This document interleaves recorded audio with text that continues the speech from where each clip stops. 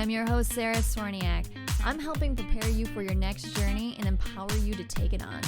Whether you're searching for a job or facing a roadblock which led you to a detour in life, we're sharing stories that will help you put your best foot forward. Hi there, I'm Sarah Sworniak, and welcome to the very first episode of Best Foot Forward, a podcast that has stemmed from the Buffalo Communications Jobs website. First, I want to thank you, the audience, for allowing something like this to happen, really. It was February 2021 when I took the initiative to start BuffaloCommunicationJobs.com website. We were in the thick of it with the pandemic, and I had a lot of people reaching out to me in the communication field who had been laid off, friends of mine, former colleagues of mine. And, as best as we all, as the community of good neighbors here in Buffalo, try to help with resources that we have, it was really hard to see at the time a lot of hardship happening in the community, especially in the midst of the pandemic. And, as time moved on, a lot of the elements shifted, so to speak, when you have the Great Resignation and what have you, and it kind of being a buyer's market, so to speak, for an employee having their pick of the litter with jobs out there. But needless to say, our marketing community, communications community here in Buffalo, New York is very tight-knit, and we tend to look out for each other. So, I am obviously not the first to provide a resource, and I don't think I'll ever be the last as well, moving forward. But the podcast, I really want to be a resource as much as the jobs website has been for folks to, maybe pick up a few skills or learn a few things along the way when it comes to the hunt for their jobs. And I can't think of a better person for this episode than Jennifer Hasse, who is a Buffalo native, Canisius bachelor's and MBA graduate, and a Society for Human Resource Management and High-Risk Confidential Information certified professional with almost 20 years experience in HR. She's the Director of People Operations for Buffalo Toronto Public Media, your local PBS and NPR stations. She's also HR advisor for Resurgence Brewing Company, board president for Penn, Dixie, Fossil Park and Nature Reserve, and board member for the Buffalo Niagara HR Association. Jennifer has worked in various industries such as healthcare, education, manufacturing, media, and craft beer, restaurant industries, union and non-unionized environments, as well as the nonprofit sector. She's a wealth of information, so when it comes to the nitty-gritty of applying your resume, your cover letter, going through the process when you're interviewing, we really cover a lot in this episode, and I really hope you get a lot of pointers from it, especially since she's in many realms, the inside on the, it's always nice to get the perspective from the person on the inside, because I think when people are applying to jobs, they always wish they could have insight, on as to what that employer is looking for. So hope you enjoy the episode. I hope you learn a few things and gain a few skills that you can use in your job search. So Jen, thank you for doing this. I think this is a really important topic for a lot of folks who are out there looking for work and applying for jobs, just trying to figure it out and crack the code with getting in places. And your expertise, I think, is going to be really helpful for them. So how can a candidate stand out in the recruiting process? So, a candidate can stand out a few ways.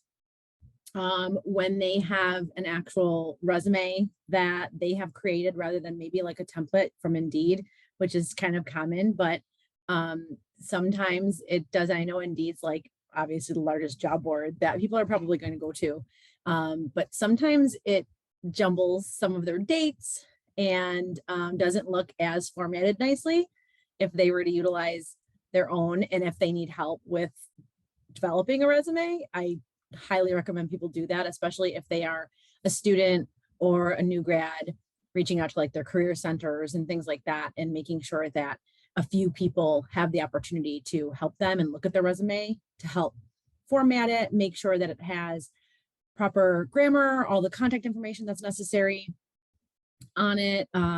And then use that. If you're going to use Indeed, that's totally fine. Just upload it there rather than utilizing that template. So that's some of the preliminary stuff. I'm also a big advocate of LinkedIn. So I think that LinkedIn definitely helps from just e-networking, especially during the pandemic when a lot of people weren't in-person networking. So I think that that was very helpful. So I do advocate for people to have a profile on there that's current and up to date. They don't have to be like uber active on LinkedIn and all over the place, but having an active profile, I think, is helpful too. How can individuals use the platform, LinkedIn, to kind of search and apply for roles? Because sometimes I think more got into it over the pandemic with, applying in places, but I think some people are, kind of just used to other social platforms as opposed to LinkedIn. Well, I mean, there's a couple of ways. So obviously, if an employer posts their jobs on there, then that's easy to find. Maybe you can go to jobs, you can start searching by keywords, you can search by location, and that's fine. Also, even if you were to apply for a job on Indeed, and it's for a particular company, if it's not like confidential or anything, go onto LinkedIn and see who works there. Maybe find someone in the human resources department or recruiter and just reach out and say, send them a message. I applied to your position. I'm super interested in learning more. If the individual is active also on LinkedIn and they're looking at those messages, that's just going to put a buzz in their ear about who you are. And maybe they're like, oh, okay, thank you for applying. I'll take a look at your resume or your application. It's going to depend on the applicant flow of what the recruiter or the human resources person is dealing with. If there's hundreds of applications for a job, that will help them to stand out. But even if there aren't that many, then it's even easier actually for me to take a look at all the people that have applied. And I'm like, oh, that person contacted me on LinkedIn. So I wouldn't badger them though. I wouldn't go crazy, but shooting. That opens it up. I was going to ask you, what's the right way to approach a recruiter or an HR professional? Because you don't want to be too pushy, but at the same time, you want to show that you've got initiative as well. Right. So especially if it's off of the heels of applying for a job that's already posted, then that's how you can lead the conversation and just say, hello, I'm so-and-so. I recently applied for your job on Indeed, whichever job it is, reference the job. And, I'm super interested in learning more. I hope that you have an opportunity to take a look at my resume. You can reach out to me here, or here's my email or my phone number. I don't think it needs to be super long, but if you wanted to put like a little elevator speech in there about, why they should contact you. Should you follow up with a message if you haven't heard back from them after a certain point, or just kind of? I would say one follow-up is fine. It depends on how busy people's inboxes get. I am a strong advocate of trying to respond to everybody, but I also get a lot of sales pitches in my inbox too. So I try to be polite because I know that they have a job to do. But sometimes, it can get backed up. So sometimes shooting one response as a follow-up, maybe 1 to 2 weeks later, and just saying, hope you received my previous message. I see the position still open. Happy to chat when you're available. Just something brief. But if after that you don't get any response back, then obviously that's not their method of communication. And a lot of companies do use applicant tracking systems for their methods of communication so that they can keep a log and track how often they've spoken to a candidate. But that's still fine. You can utilize LinkedIn as that mechanism. And if you don't hear a response back, then I guess take that at face value. I guess so, right? Yeah. So when it comes to crafting a resume and cover letter, what are some of the biggest mistakes you usually see in those forms of getting ready for the receiving the job applicant information? Yeah. Well, I'll touch on cover letters first. I am not a huge fan of cover letters, unless for some reason the job really requires it for some reason, like some state regulation requires it for a state job or something. Like, of course, if the company asks for one, provide it. You won't see one on mine only because I don't think the cover letters are usually helpful. The only time I find them helpful is if someone has to explain maybe why they're applying for this job, but maybe their experience or their resume experience doesn't really align with what the job is. Maybe they're trying to make a career change. Maybe they were a stay-at-home mom for many years and they want to get back into the workforce. They're trying to explain like, oh, here's why I'm applying for this. You can also alleviate that cover letter and put in an objective statement that says something to that effect. It doesn't be a whole letter. But otherwise, that's my take on cover letters. As far as the resume itself, please make sure that you have your your email address and your phone number. I don't even need your actual address, like your home address, because a lot of places aren't sending mail anymore. So it's not necessarily required. But I have had times where, especially Indeed, will mask your email address and it'll be like an Indeed relay email, which is fine, but I'm trying to manage my own inbox, plus the Indeed inbox, plus my LinkedIn inbox. So that's why I usually recommend not using the Indeed templates. And a lot of applicants don't realize that. Also note your computer skills, even if it's not for like an IT job or something. Like, note what platforms you're used to using. It's not always common knowledge that people use Microsoft Office, for example. If there's any particular platforms you're used to using, in your work, have a little section on computer skills. And obviously, if there's something particularly relevant for the role that was listed in the job description or the job posting, then yes, reference that for sure too. That's helpful. Absolutely. And make sure it's in chronological order.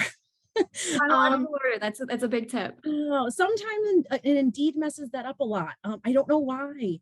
So that's why, have your current or most recent job first, and then go down historically, chronologically from most recent job to your oldest job. Yeah, I'd say those are some major ones. That's good tips. And then also too, I mean, you'd probably recommend any obviously education certifications that have been carried on throughout their career. And I'm glad to hear someone on your end say that about cover letters too, because I think that's as torturous for applicants to put that together as it probably is for you to read it. Yeah. So with getting ready for interviews, what is the best way a candidate can prepare for that? The best way is to just practice answers to questions, whether that means you've been in interviews before and you have a pretty good idea of what questions people are going to ask, whether that means you're a student and you want to go to your career center or attend some sort of workshop that the school's putting on about practice interviewing. It could be from your networking. You could reach out to people in your network to say, hey, I've got this interview at this place. Anybody ever interviewed there before? Google questions. Typically a decent interviewer are going to ask behavioral based questions, meaning they're not yes or no answers. They're questions that are trying to demonstrate that you've actually experienced something before in your work. And if you haven't, that's okay. You can definitely say, oh, I haven't experienced that before, but I'm willing to learn. But if you don't practice what your responses could be, it'll make you more nervous and it might make you then feel uncertain about what to say. When you've practiced it, you'll feel more comfortable and at ease to say, oh, I know how to answer that one. So think back on previous experiences in your jobs that could then be questions that are being asked for whatever the position is that it's related to. So as an example, if you're applying for a customer service job and an interviewer is probably going to ask you, how have you dealt with a problematic customer, or something like that, or a disgruntled customer? Think back to a specific instance. Just don't say like, oh, I deal with those all the time. Okay, well, give me one. And if you can't think of it on the spot, you'll probably feel uncomfortable. And you might not say all the things you would have wanted to say if you had time to think about it. Is there a good resource that people can go to try to find interview questions that might be asked that kind of help them prepare? And I mean, good question. I don't think that there's necessarily a guide to pinpoint to. There's a bajillion articles online. I know Indeed has interview tips and stuff like that as well.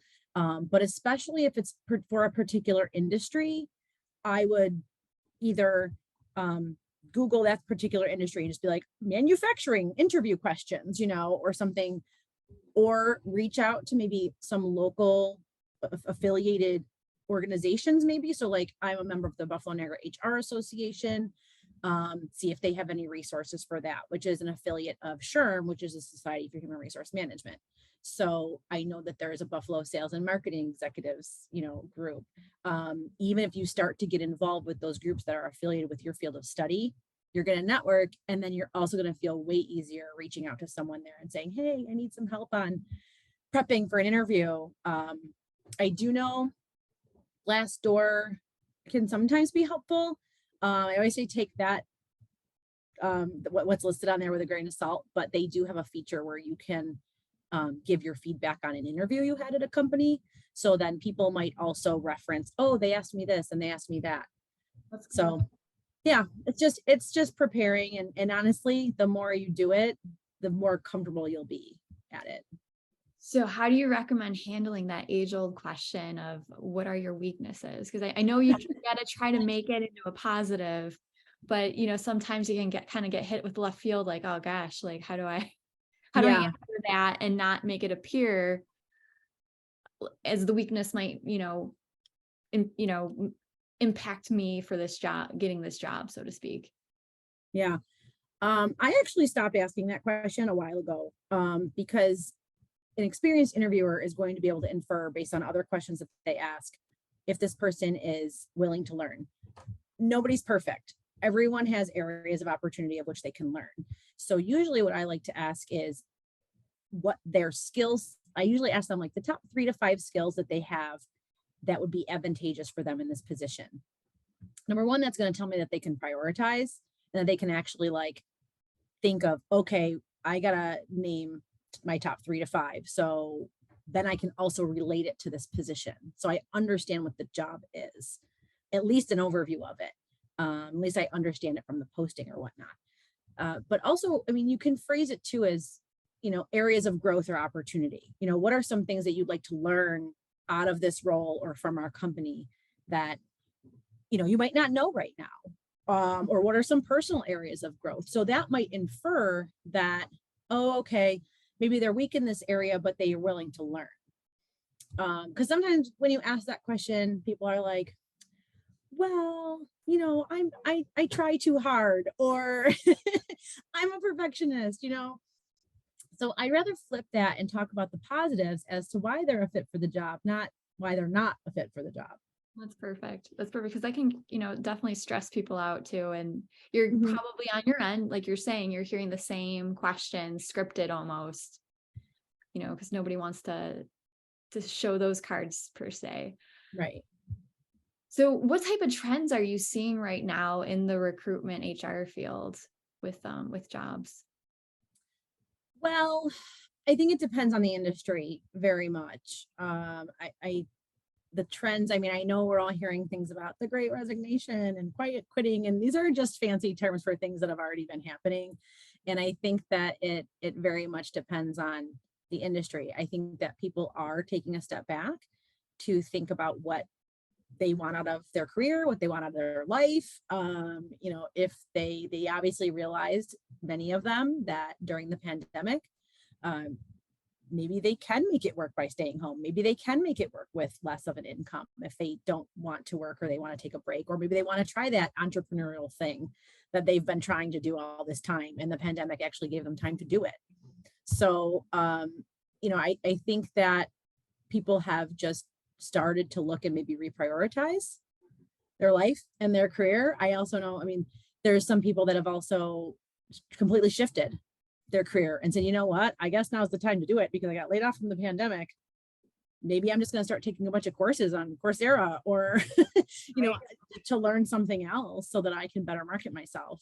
And those opportunities that people have lended themselves to during the pandemic should definitely be considered, that they didn't just, I guess, waste their time or whatnot, because they actually tried to take some improvements, even if what they did before the pandemic wasn't aligned with what they want to do now. So kind of in that regard too, the pandemic really changed a lot of the landscape. I mean, what do you see from like an employer side with how like the positives that kind of came from that as well with job Yeah, change? well, I know it's like a tough, double-edged sword too with a lot of things. Complex. Yeah. One of the things that I see as being in the human resources field and being an employee advocate is employers had to take a real hard look at what they were paying their people, the benefits packages that they were offering. And, there's more jobs open than we have people to fill them. So that war on talent, it's legit. So it did force employers to take a step back and say, okay, how do we differentiate our, compensation package or our culture from other places? If you are having trouble hiring, did you have trouble hiring before the pandemic? Or is it now you're having trouble hiring? Because what are some things that you can do to step back and say, okay, we need to make some changes? Do you have people resigning and having high levels of turnover? Did that happen before the pandemic? And it's just kind of a casualty of your industry, or is it something new? So all those things, leadership need to take a step back and take a look at to make sure what they're doing is going to get people in the door. Oh, absolutely. It's definitely been an interesting almost 3 years looking at, especially from life before and life now, that's for sure. So what would you consider pieces of etiquette that job seekers should consider doing when they've applied for a job and especially once they've gone through the interview process? Do you think someone needs to or should send a thank you email for the time for, taking the time for the interview? What would you recommend? So a few things. Some of the basic stuff never goes out of style when it comes down to dressing appropriately for an interview, being on time, making sure that, you know who you're going to see. Okay, I'm here to see so-and-so.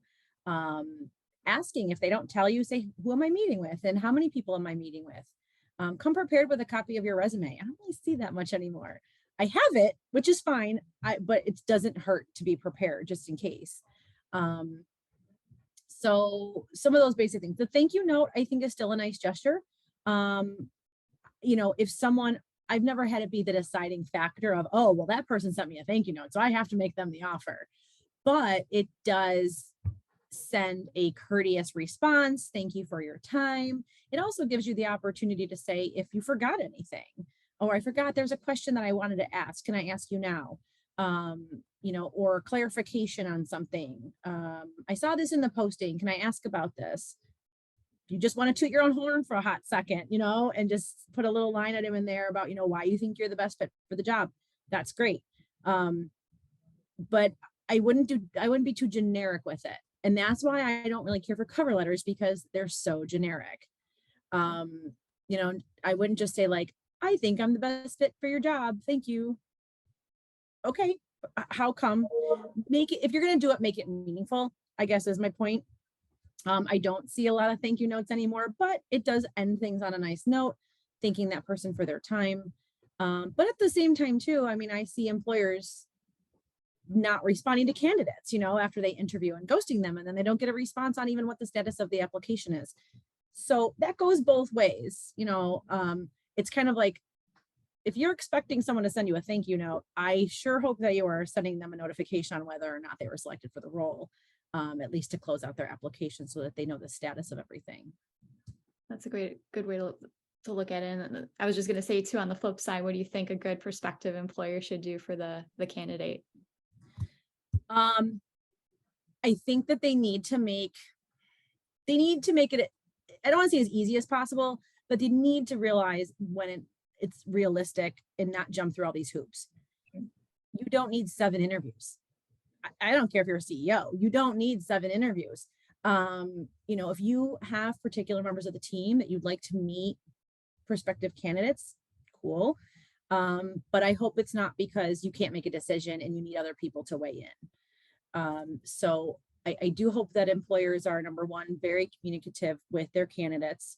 Yeah, you can't reply necessarily to every single applicant, but my rule of thumb is if you've touched base with them, if you've made a touch, meaning you've reached out to them after their application, if you have emailed them, if you have called them, if you have had a phone screen, if you've had an interview, any connection point aside from just receiving the initial application, they should receive a response from you, whether or not they were selected to move forward. The position's still open. We're evaluating candidates, whatever the case may be. Especially if candidates reach out to them to ask, well, just checking on the status of my application, is this position still available? It's fine to, employers should reply. So, I always think that it's a partnership, and people are this is a major life decision usually when they're taking a job and they're selecting who they want to spend the next 40, 50 hours a week for however many years to work with.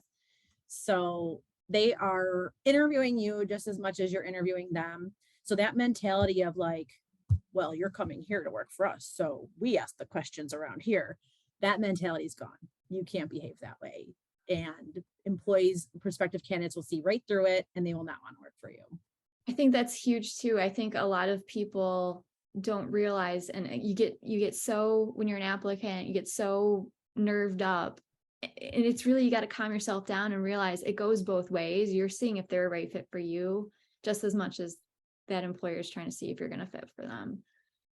Yeah. And going back to your one question about, what else can candidates do? I'm not asking you to scour the company's website or write a book report, but there are definitely times where I speak with people and I schedule ahead of time. It's not me just calling people on a whim. We schedule like a phone call ahead of time or a virtual meeting ahead of time. And they're like, where are you from again? And I'm like, okay, but you applied here and you knew in advance we were having this conversation. I'm happy to talk to you more in depth about what it is we do at our company, but I do hope that you have some idea of not only who you're speaking with, but what the company does. Oh, absolutely. Is there, anything that I've missed on that you think is really important for the field? For any applicants out there who are just kind of like, scratching their heads on what they, maybe they're not hearing back, what they can do to try to take a look at their stuff or take a step back and try to make themselves better for the next opportunity? I wish there was a magic, formula for that. I think it's, applied to take a look at the jobs, apply to however many, you want. Yes, you may get some calls and you might not, but try to take the steps to reach out to people in a professional manner. Follow up and check on the status of your application. Make sure your resume is in tip-top shape and it's readable and it's in a good format. Make those connections and network. I just think it's very important that networking is super important. Even if you're looking for a job out of state, you can network with people online. You can try to find some related organizations or affiliated groups in that other area if you really are dying to move to Austin, Texas, and you want to try to find out what the affiliation is between, if you're applying for a human resources job, okay, do they have an organization down there affiliated towards HR or sales or marketing or manufacturing, and try to get in that way and start talking with people. Because when people start to know who you are and know your name and understand what it is you're about, you're no longer now just a piece of paper. You're now a person behind that piece of paper that's actively searching. And in this climate, people want people that are actively searching. Oh, absolutely. Well, in the same token too, what words of wisdom would you give for somebody that might be fortunate enough to have multiple offers for opportunities? I would say, and I've been in that position before, to a couple things. I hate to say this is kind of weird and cliche, but go with your gut in a way. You have to see if you can see yourself working there. So if you went for an interview or you even had virtual interviews with people, see how you feel about it. If there's something off and you're like, oh, I don't know if I could see myself there, not forever, but even maybe for the next 3 to 5 years, definitely try to put yourself in the position, in the company, and be like, okay, do I see myself here? That's one thing. The other thing is, and you may or may not get responses, but I have done this. Try to find other people at the organization, even maybe someone that held your job before. Reach out to them on LinkedIn and say, hey, I think I'm being considered for the job you previously had, or I'm being considered for a position at your company. Would you be willing to chat with me, like just what it's like? You'd be surprised. A lot of people will, and they'll be either, and sometimes people might say, yeah, call me instead of put it in writing, and that's fine.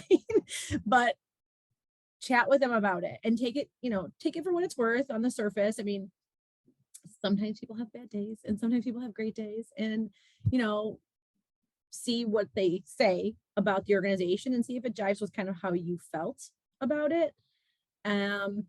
But, sometimes the more money offer isn't always the best one, but maybe it is because I'm not in your position and maybe you need the money. I don't know. So I think make sure that you can see yourself there as best you can.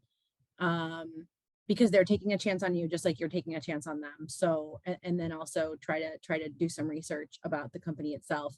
Be mindful and a little weary of some of the, some of the websites that a lot of times when people have a bad experience, that like the first people to run to Glassdoor and be like, this place is awful, don't ever go there. But then in the behind the scenes, you have 1,000 people that like working there. They just haven't gone on to Glassdoor to say that they like working here, so be careful about that a little bit too.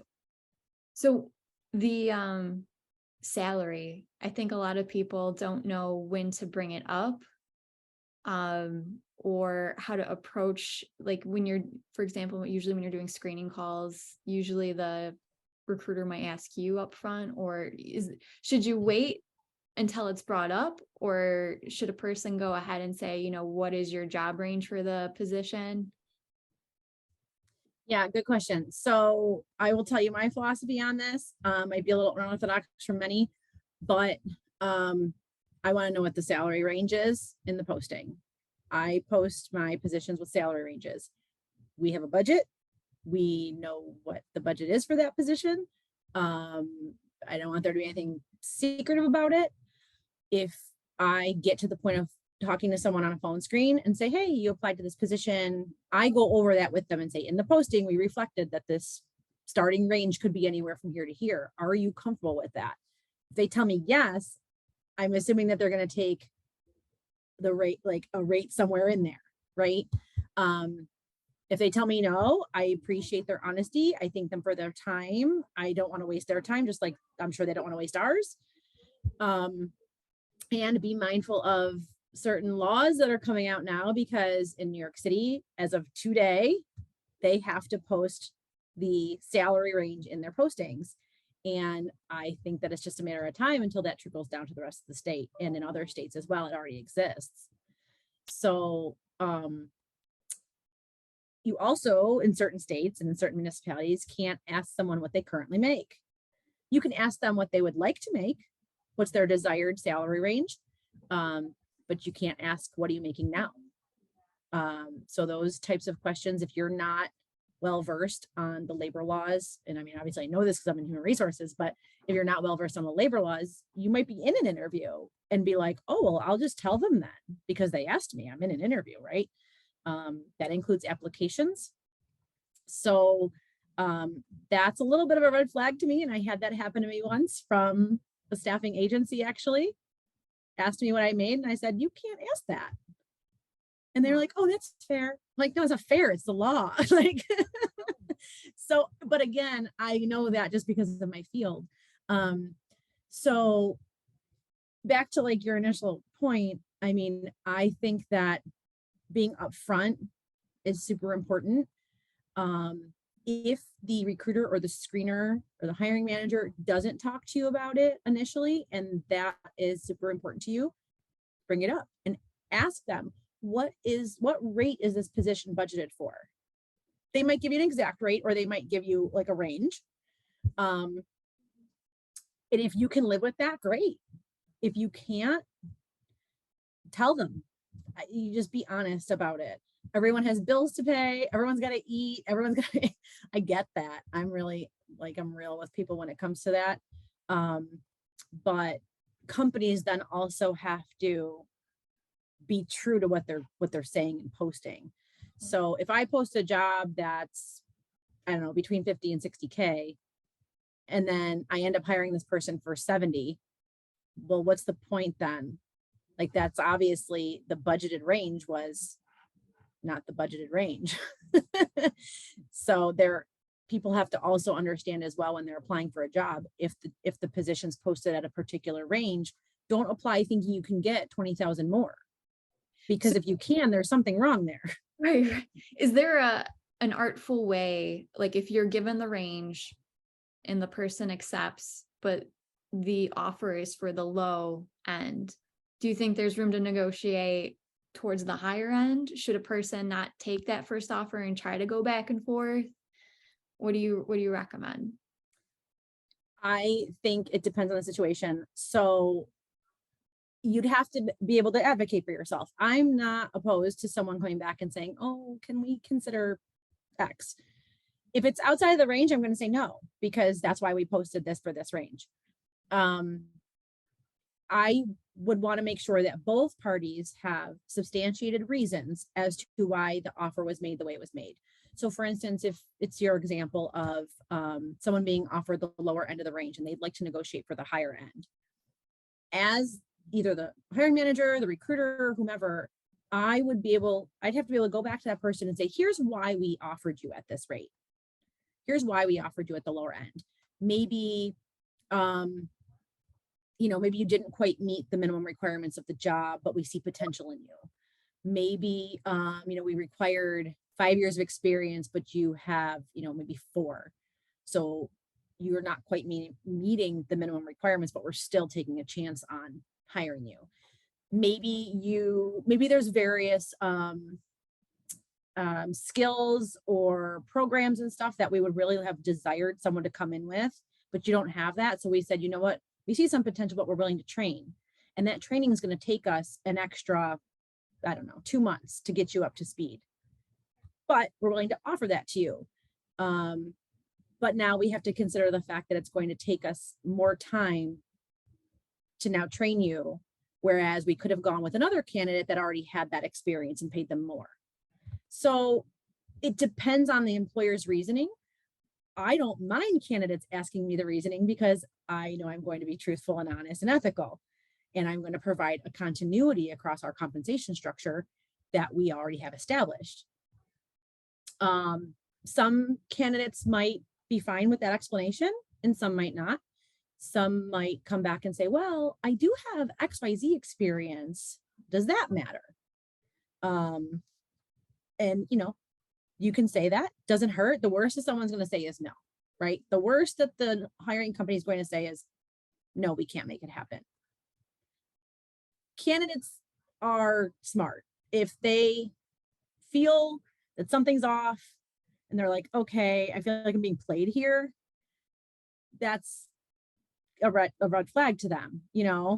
I can't control how someone else is going to feel. All I can do is explain how we derived the rate that we offered.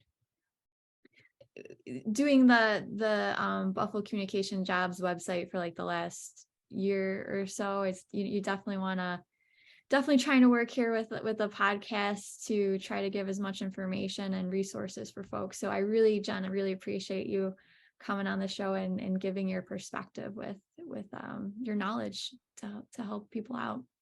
You got it.